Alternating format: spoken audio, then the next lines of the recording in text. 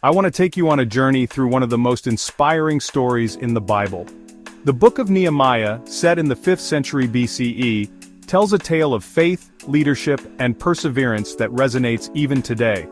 As we dive into this narrative, we'll explore how one man's vision and dedication led to the rebuilding of Jerusalem's walls and the restoration of a nation's spirit.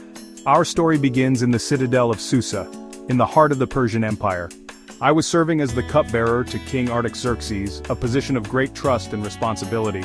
It was there that I received news from my brother Hanani about the dire situation in Jerusalem. The walls were broken down, the gates burned with fire, and the people were in great distress and reproach. This news broke my heart. I sat down and wept, mourning for days. But I didn't just cry, I fasted and prayed before the God of heaven. Months passed, and I continued to pray. Then one day as I was serving wine to the king, he noticed my sadness. Why is your face sad since you are not sick? This is nothing but sorrow of heart. To my amazement and joy, the king not only granted my request, but also provided letters for safe passage and resources for the rebuilding effort. The king even assigned army officers and cavalry to accompany me on my journey. This was the beginning of something extraordinary. With the king's blessing and God's guidance, I set out on the long journey to Jerusalem. It was a trip filled with anticipation and purpose. As we traveled, I couldn't help but reflect on the enormous task ahead. After many days, we finally arrived in Jerusalem. The sight of the once great city now in ruins was sobering, but I didn't let discouragement take root. Instead, I felt a renewed sense of determination. The real work was about to begin, and I knew that with God's help, we could restore Jerusalem to its former glory. Before I shared my plans with anyone, I needed to see the extent of the damage for myself.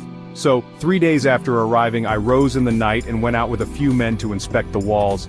It was a sobering experience. The destruction was even worse than I'd imagined. The walls were crumbled, the gates were charred, and debris was everywhere.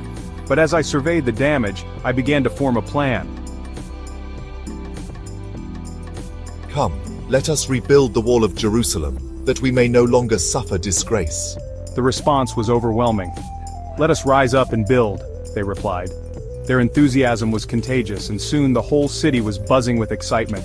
We were united in purpose, ready to face whatever challenges lay ahead. What is this thing you are doing? Are you rebelling against the king? The God of heaven will give us success. We his servants will arise and build, but you have no portion or right or claim in Jerusalem.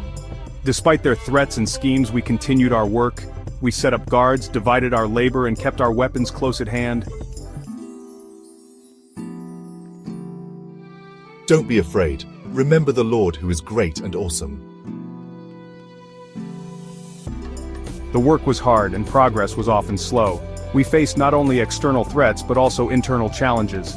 Each section of the wall had its own team of workers. Priests, goldsmiths, perfumers, people from all walks of life joined in the effort. We worked from dawn until the stars appeared, taking shifts to guard against surprise attacks. The unity and determination of the people was inspiring. Despite the hardships, there was a sense that we were part of something greater than ourselves. After 52 days of intense labor, the wall was finished. We hung the doors, posted the guards, and for the first time in years, Jerusalem was secure. We celebrated with a grand dedication ceremony. 2 large choirs marched atop the wall in opposite directions, singing praises to God. The sound of rejoicing could be heard far away. It was a time of great gladness. We had faced enormous challenges, but with God's help, we had prevailed. Under my leadership, we implemented reforms to address social injustice and reinstitute proper worship practices. The revival that followed transformed not just the physical landscape of Jerusalem, but the spiritual lives of its inhabitants. The story of Jerusalem's restoration is a testament to what can be accomplished when people unite under God's guidance.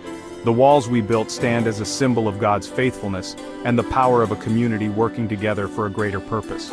As we conclude our journey through Nehemiah's story, I hope you've been inspired by this remarkable tale of faith and perseverance.